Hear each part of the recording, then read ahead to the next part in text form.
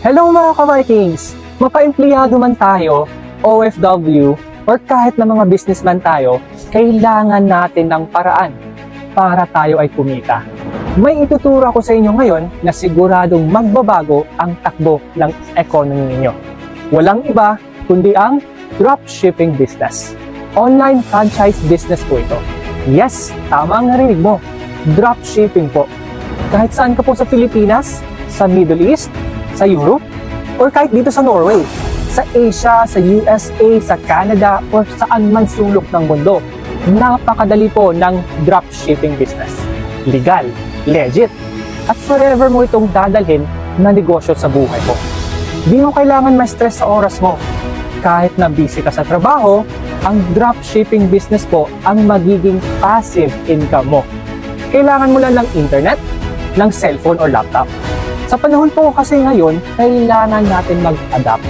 Pinili ko tong dropshipping business kasi instead of yung mga traditional business po sa atin, kasi po I am more online at more on nasa internet po ako.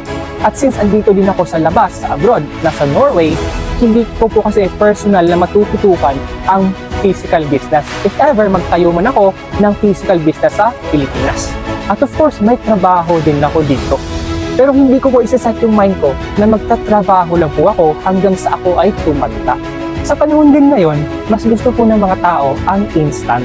Mas madali, mas magaan, at syempre yung mas okay po yung kitaan. Kung gusto mo malaman, may free orientation po tayo every day. Libre lang po ang orientation ha. So malay mo, baka ito na yung makakapagbago ng buhay mo. Message mo ako, Monday to Sunday po, araw-araw po yung orientation natin. So kung anong araw ang may free time ka, iset po natin yan. May kasabihan na tayo mga ka-Vikings na the opposite daw of success is failure. Pero para sa akin, part po ng success ang failure. Hindi po yan opposite. For me, opposite daw of success is fear. Yung takot kang sumubok. Takot ka lang, hindi mo alam kung paano. Wala pong mangyayari kung matatakot kang sumubok. Tara na at mag-dropshipping business. Message mo ako at tulungan kita.